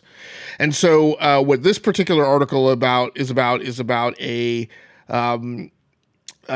institution of a con, essentially, on Steam, where there are curators who will ask, particularly indie devs, for numbers of keys, so that they can supposedly conduct a review, or help them, through giveaways and things for advertising for their game, and then don't actually do a review, take the keys and then sell them to another outlet, right? Now, I'm not going to say it's Green Man Gaming or CD Keys or whatever, but it's gaming storefronts that are not Steam or Epic Games, right, or the Microsoft Store. And so one of these developers actually gave a lot of these curators, and if you don't know what a curator is on Steam, they are kind of very similar, I would say, to kind of big name YouTubers, right, in a lot of ways. They essentially occupy a social media presence on Steam where they, review games and recommend games, and people look to them often for additional telemetry, right, about the quality of a game above and beyond, right, the Steam user reviews or other reviews or Metacritic or whatever. And so they are kind of a stratification of citizen, I would say, in the Steam community that is somehow held as something above. Well, some of these, like I said, some of these curators obtain these keys and then sell them off. And so one developer actually handed out a bunch of these keys that were only for a demo of the game. And what they were going by as their hypothesis was, hey, if people are actually using these keys to conduct a review, then at some point they'll hit the paywall where you are not able to play any more of the game. Theoretically, a review should be based on playing the entirety of a game. And so at some point I will hear a bunch of caterwauling and screaming for people to get the rest of the game so that they can complete their review. But this person didn't hear a lot of that, but a lot of these keys found their way out to gray market sites. And so at that point, the jig was up. And so as a result, there are a handful of indie devs who are saying that as a result of the scam, they will no longer be handing out keys to curators. And so this is, just a lesson learned. I often talk about, in this day and age, the meek have inherited the earth, right, as was foretold, and nerds are kind of enjoying a position of superiority, right, which has not always been the case. In many cases, a lot of the things that we do today were things that you would have been ridiculed about, right, in days past. And rather than treat developers and other and creators with a modicum of respect in a lot of cases, we issue death threats to them on social media. We visit bad intentions on their character. We drag their names through the mud. Developers who are on Twitter who are not the people making decisions about raising the price of the PlayStation 5 or charging $70 for games. Those decisions are being made by executives and marketing and sales reps who, by the way, amazingly, coincidentally, aren't on Twitter. So instead of writing letters, which might be the only way to reach those people, we attack the developers who are on Twitter because those are the only people that we have access to. And so this specific instance where now you have developers, and I'm sure that this is going to propagate, right? You're going to have more and more developers who aren't going to give keys to curators. And this is my example of what I've been saying for several years, which is that, hey, the more we act like bad human beings, the less we're going to get, because the less creators are going to be interested in making content for ungrateful people. And I'm not saying that you can't complain or you shouldn't be bothered by not feeling that you've been delivered the value for your money. But by and large, in most cases, developers didn't do that out of hate or a malicious intent, and weren't coding the game saying F you in the horse you rode in on. And so I'm not certain why so many gamers think that is the that is the best first approach to a developer. Often not even giving them the chance to explain, but just to immediately, as soon as they do say anything out of their mouth, to immediately castigate them. And worse yet, right, in this case, to actually take advantage of them from financial means, to basically steal from them. Let's all remember that, we're going to reap what we sow. So, it may be better for us to work on being better human beings when it comes to how we treat creators of games. Yeah, I had never even heard of the. I just got back into Steam myself though this year, but I had never even heard of these curators before. When I was reading this article, I was like, I don't even know what this is, so I had to look that up. I always still wonder though how the gray sites even kind of stay up, because obviously there's the two super popular ones that you have mentioned, and I don't know, maybe all of the keys that they have might not be bad or legit or whatever, but it's just I don't understand how. I don't know if it's too hard to try to figure that out, or if they're all not legitimate, how are they even staying up, or I guess they get legitimate keys. I don't know how on the back end how that all works, I guess is what I'm trying to say. So and I think there is some legitimacy to a certain percentage of the business they do, which may very well be all of the business they do, right? But to me personally, as a consumer, it's just the same way that I wouldn't buy a stereo system out of the back of a truck, right?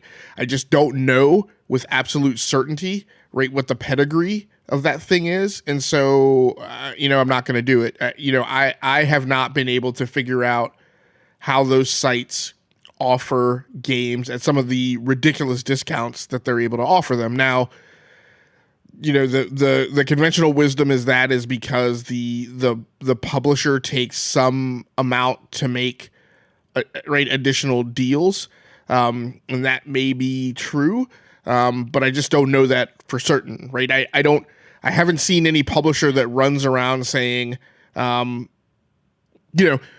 you go to a games website, which now I have to do this, right? Because before I buy a PC game now, and in some cases even other games, I have to go to the official website of that game and find out where it's being sold, because I don't trust the news outlets to always have it absolutely right. So a lot of times before I buy a game, I want to know, is it on Steam, is it on the Epic Game Store, is it on the Microsoft Store, right? Because I want to diversify my collection. I don't want to give all of my money to Steam and then wind up having a problem with Steam and then not having my games. And so, right, when you go to those sites, they say Steam or the Epic Game Store or the Microsoft Store. They don't say Steam, Epic Game Store, Microsoft Store, Green Man Gaming, and CD Keys, right? So however that's going down, I just don't have clear visibility and transparency on it. And so it's just a thing that I elect not to do. Now, a lot of people do, and a lot of people will say they're the smart ones because they're saving money. Back in the day, you had an option to download your music from Napster, and then you were given an option to pay Apple 99 cents. At that point, I decided I was just going to give Apple 99 cents, right? Because I didn't want to participate in an activity where I wasn't completely and explicitly clear on the transparency on the pedigree of what I was downloading.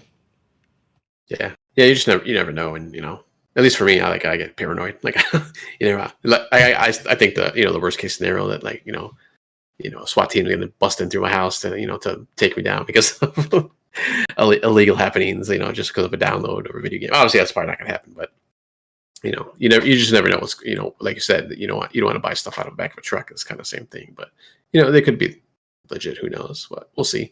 We'll see how long these sites stay up. So we'll see. All right, to end off the news, let's jump into, and we alluded to this earlier, some Halo Infinite news. So they had 343 Industries had their a developer video that came out with kind of a roadmap of what's coming up for Halo. And some bad news. One is Season 2 is not going to end in November, as far as I can tell from this article here from Engadget. Looks like it's going to keep going until March of next year. So that's like almost 10 months for that, or just I think a little over 10 months for that season, I believe.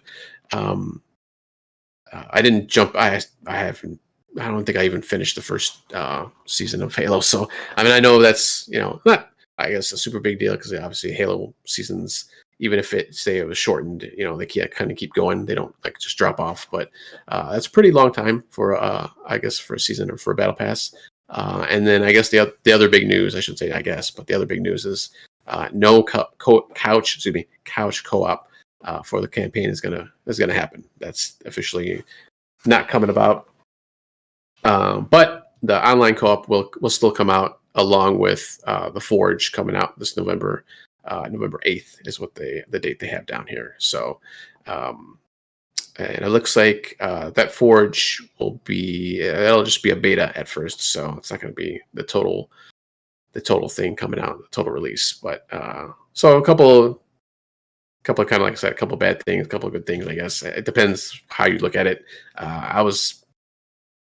I did do couch co-op back like on the first couple of Halos, but like since then, like I always played online. So to me, at least, it's not like a huge deal. I know a lot of people were obviously, once again, social media, kind of pissed off and mad about about that side of it, and just dumb comments and stuff that come out about that.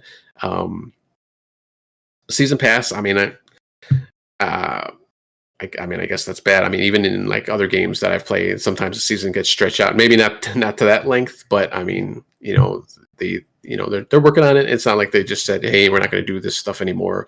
And just kind of cut ties, and they're done. But at least they're still working on it. It is extended, unfortunately, but it's eventually we'll get a season 3, and then like I said, we'll still get at least the online co-op and the Forge, which I think a lot of people have been excited for too.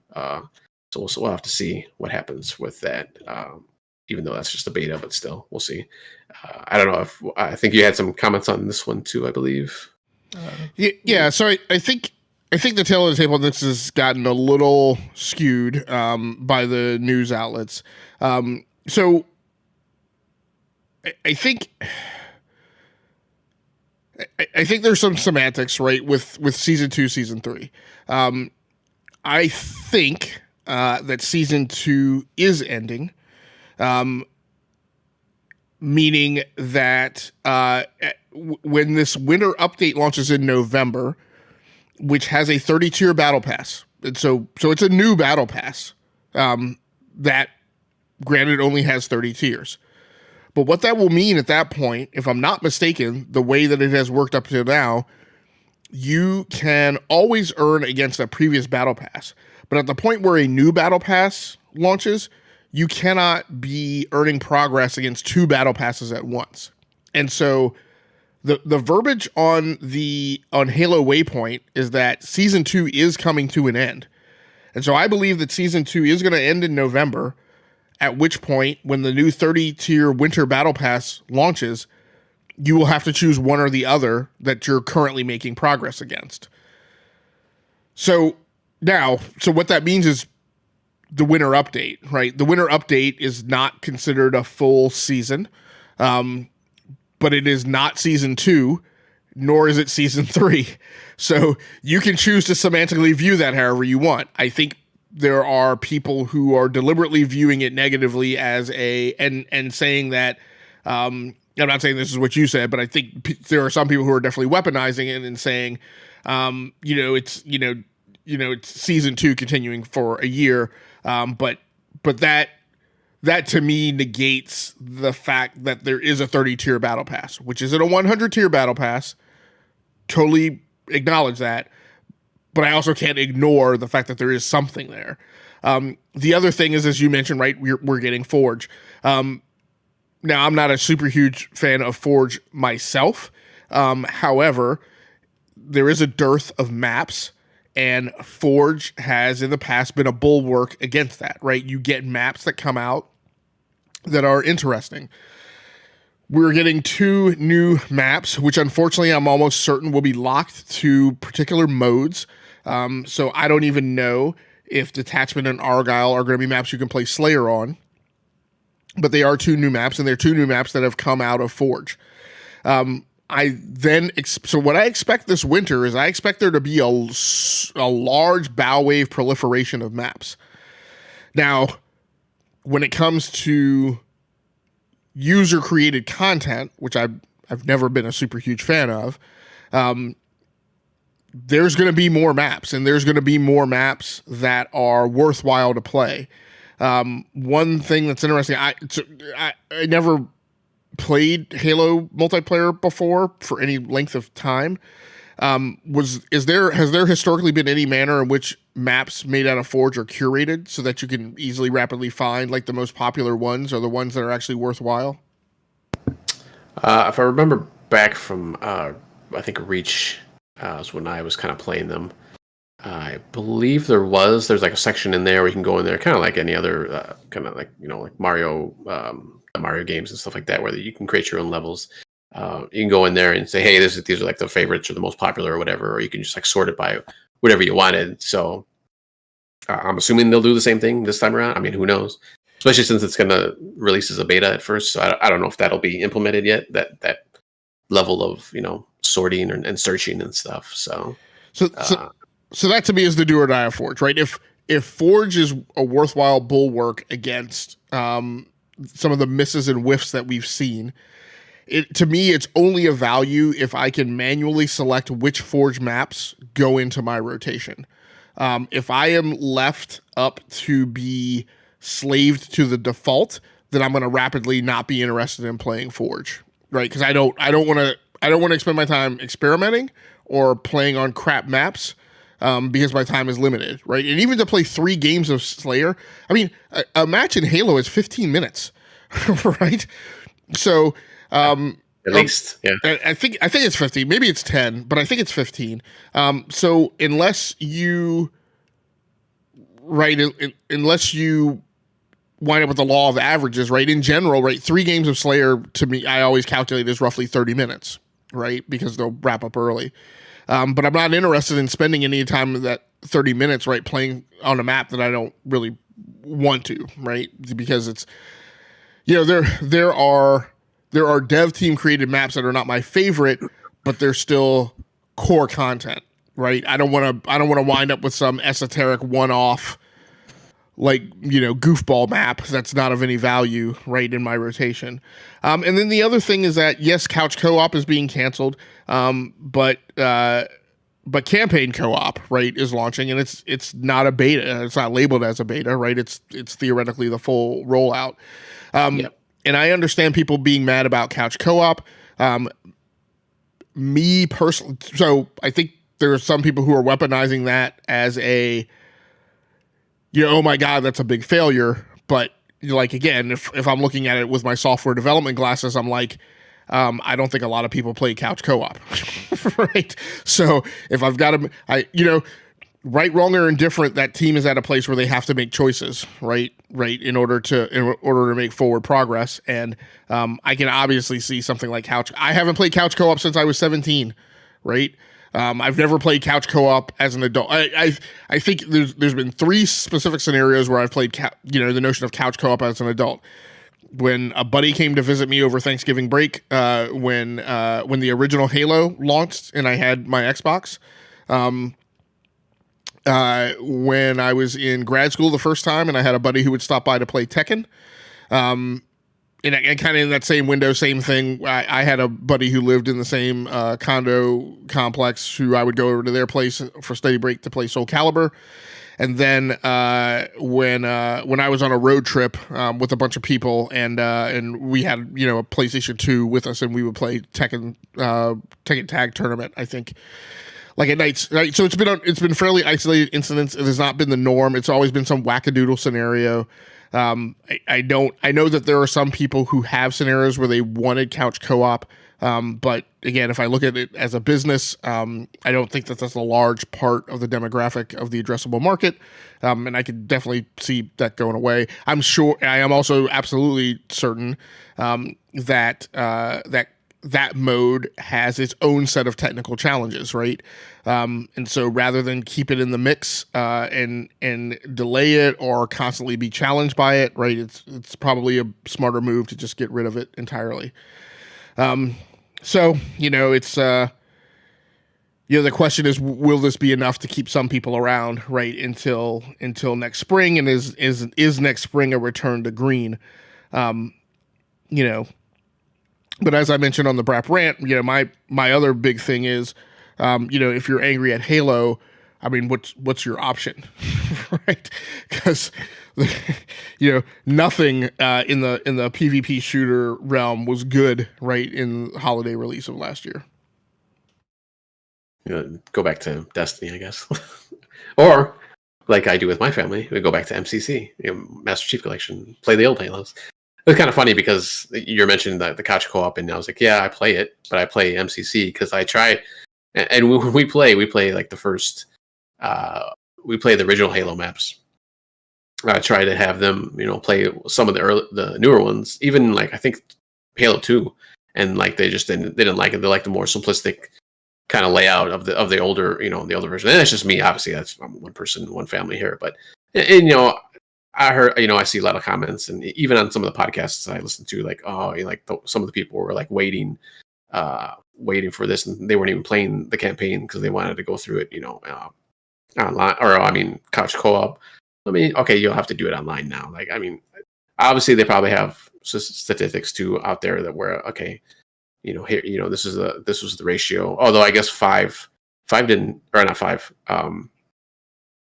Five didn't have it at all. If I remember correctly, I don't think at all. Like it never even came out. Yeah, as far as I remember. I would call into great suspicion anybody who claimed that they were waiting on couch co-op. Yeah, like what they said. wanting couch co-op, I can understand, but literally like standing in place, refusing to touch it until couch co-op came along, I find that just a questionable stance. Because my thing is, with a game like Halo, even if it had couch co-op, if I was playing it in the same household, there's no way in the world I'm going to play split screen. I'm going to put people on different displays so everybody has their own display. Yeah. Right? Unless you have like a 65-inch or a 70-inch, right, OLED. But even then, just my sense of spatial perception when I see that other person in my peripheral vision, that's not optimal gaming to me. Like I would rather play, two of us on two 27-inch monitors, but each have their own display. Yeah. So, but I mean, everybody's got their own use cases and scenarios. I feel very comfortable in saying that I don't think that was the majority use case across the market and was small enough that it warranted canceling it. Yeah, I mean, and like they mentioned, they're putting those resources to other things within the game. So it's not like they it was just like a throwaway thing or anything. So they tried. I mean, they said they've been trying to do it. Obviously, they've been trying to do it the past year or so. So, all right, let's jump into our last few games we have here. Let's talk about. You have some more Switch, or at least one Switch game. Well, I guess these are all Switch games technically that you've been playing. Yeah, so I'll go through these rapid fire since we're way over time. So on the Nintendo Switch, I've been playing Bioshock 2 Remastered. I've been playing that in docked mode. And recently I had been also playing Bioshock Remastered. So I'd never played Bioshock 2. And so it was nice to see the upgraded visuals in comparison to Bioshock. It's a little the story premise is a little weak, right? In that like you're a big daddy, and then right, when you map those story premises to kind of the kinematics of the game, where, you know, Big Daddies in the first game were like these big lumbering beasts, right, that like, the ground shook with every step they took. They backed off of that a little bit more in this one, where you're just like a dude running around. Like, it feels very much more so like you're a javelin in Anthem than it does like you're a Big Daddy from the first game, which is fine. It's also a weird thing where, like, okay, you're a Big Daddy, but like you're using like plasmids and stuff like the humans did in the first. So the story premise of it is a little janky. That being said, I don't necessarily hate the way the game plays, right, in its physics model. And it is interesting. One element of the story aspect that is super interesting is you're guided through this adventure by Tenenbaum, who you experience in the first story as kind of a sadistic and somebody you identified as an enemy. And it's also interesting to see the banter back and forth and kind of the fight for mind share over Rapture between Ryan and the psychologist Lamb. So it's definitely an interesting kind of broadening of the fiction of Rapture, which I guess, you know, if you wrap back around from Bioshock Infinite, there's DLC that takes you back to Rapture. So I think some streaming network has a Bioshock live action in progress, and while Bioshock Infinite, I think, had the most interesting characters, because those were the first two that like really interplayed amongst each other. But Rapture to me is the more interesting setting. So it'll be interesting to see which direction they go. But having some fun playing Bioshock 2 Remastered. And like I said, I've been playing that docked with the Pro controller. And then I also spent time this weekend while I was on vacation. I did take my Nintendo Switch OLED with me, and took some time before I left, but then also on vacation to finally spend some time with the Nintendo Switch Online expansion pack. I played Streets of Rage 2, I think the night before I left. I was a Genesis kid, and so I played some Streets of Rage 2. It is what it is. You know, it's an interesting trip through nostalgia. You know, the one thing I noticed is that if I'm not mistaken, well, now I'm getting the numbers jumbled because I also played some I also played some Super NES Online today, and within each of those offerings, like, there's different numbers of games, so that may, you know, quantify like what value it is to you. In the Genesis expansion pack, I don't think that I've come to a warm fuzzy where there's enough games that I want from the Genesis generation to really make me happy about what's there. But Shinobi 3 is there. There's a Space Harrier game that's there. Some of those are some of my favorites. I think what I was most disappointed in is that I don't think there's Vector Man there. And it would have been nice to see Pitfall Harry as well, but of course, and some of the other 32X games. But of course, Pitfall Harry is an Activision property, so I can understand why that's not there. But played Streets of Rage 2.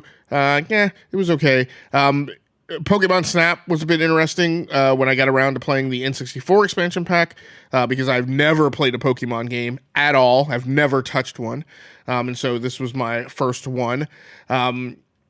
And kind of has some shootery kind of mechanics, if you will, and I just like the kind of over under, right, scoring system of like the quality of your picture and going through the different maps and trying to get snapshots, you know, as different enemies spawn right differently. Although they are kind of repetitive patterns, so if you learn the patterns right, you can actually like deliberately try and set yourself up for a better shot the next time. That game might have some more value for me if I kind of understood where it sat, like in the continuity of the Pokemon story. But I don't have, you know, all the, you know, mental trappings of, the history before then or the legacy going forward. So it's kind of a weird kind of phantom zone, neutral zone for me, where I don't have a lot of those tethers. But just try that out to kind of see mechanically where it was. I know it's not the standard Pokemon, but games in that subscription service, as is the case with PlayStation Plus Premium and Game Pass, right? This is my pathway to sometimes getting exposed to things that are very popular and that other people have played, but I have never touched. So, one more in the win column for subscription services. What was the reasoning for the 64 for that specific game, Pokemon Snap game? Any reason, or are you just like, I'll play it since I never played any Pokemon? Nope, just random number generator, which often winds up landing me on a game that I say absolutely not. But which probably would have been the case 9 times out of 10 with Pokemon Snap. But since I hadn't played a lot of other things in the N64 expansion pack and I didn't have an N64, that game was as good as any other, right, to take a toe dip into. So, it was an interesting experiment. Nice.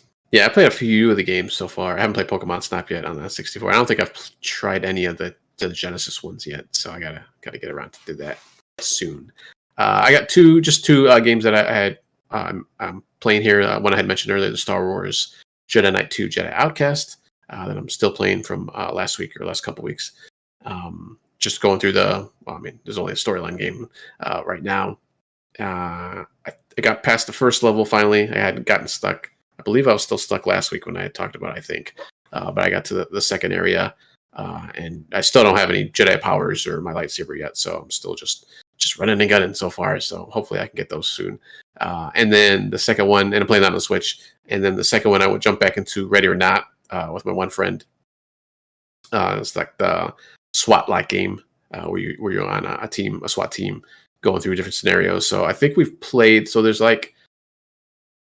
I'd say about 4 or 5, and this is in early access. There's 4 or 5 totally complete maps. I think now that we've finally all gone through, and then there's another 3 or 4 that are in progress. And some of them you can definitely tell because there's no textures, or it's just looks like an old Nintendo 64 or something, PlayStation 2 game or something, because there's no shading, or it's just kind of polygonal, the objects, the buildings or the cars or whatever you're going by. But the 2 of them that we played were for sure they're almost totally done. There's just a few spots here and there that there's just stuff missing, or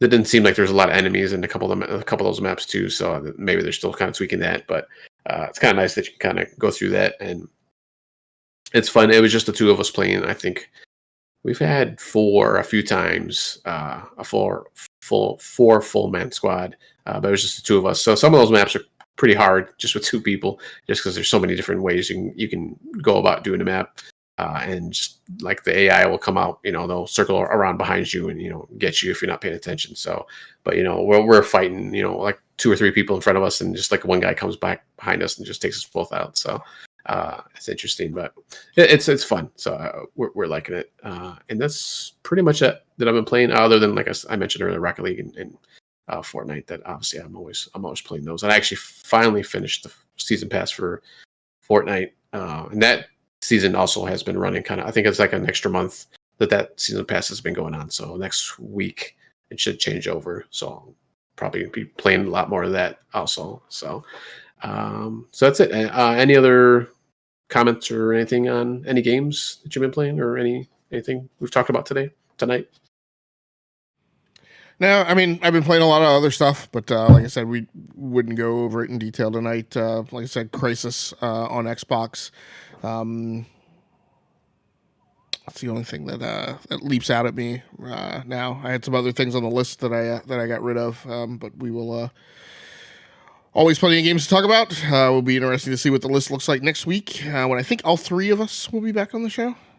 Yes, I believe, all 3 of us should be back. We don't have pick plays still for this month, so we'll have to get something going. I think I had an idea maybe for that, but I have to think about it a little bit more. So that's it. That's it for tonight's episode. Episode number 257. Thanks for joining us, everybody. Next week, DBQ Ham should be back, and he will be hosting next week's episode. Like Lee mentioned, we all should be here. So please tune in next Sunday if you watch live. Thank you, Lee, for joining me tonight. As usual, a great discussion that we've had tonight. Any last words before we head out? Well, no, I hope they aren't my last words, but well, that's where it's for tonight for this episode.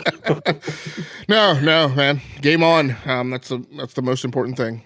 Twitter reactions are not news. That's right. Put your time into gaming. It's been in the week since I've gotten off social media, and of course I've done this experiment multiple times before, but the sheer amount of game time that I've had, the amount of time, I'm also spending time getting back to writing, which hopefully I'll get some things up on my blog. Some of the things I talked about tonight were, the pieces that I'm working on for the blog as well. And it gives me time to sharpen the pencil, right, for the podcast as well, rather than worry about a lot of the foolishness. One of the last things I saw before I got off Twitter was a person who mentioned some good wisdom for people who are still on social media, which is if someone doesn't know you personally, why would you take negative things that they say personal? And so, because most of the time they're just projecting, right, their own shortcomings. So that's a good piece of advice for those who are still out there. Yes, definitely. And like I said, I mentioned earlier, the only thing I use Twitter for is like game sales. So it's pretty much it. And a little bit of news, like which from like official sites, so official developers and stuff like that. So I tend not to try to get into all that, like going back and forth, even though I do see a lot, but it's just like, okay, whatever. Like people are going to be people, So, all right. Thank you, Lee, for joining me tonight. Thank you, everybody, for watching, or if you're watching later, watching the video on demand of this episode. Please take care of yourselves out there and play those games, whatever it is. Play whatever you want. Thank you and good night. We'll see you next time.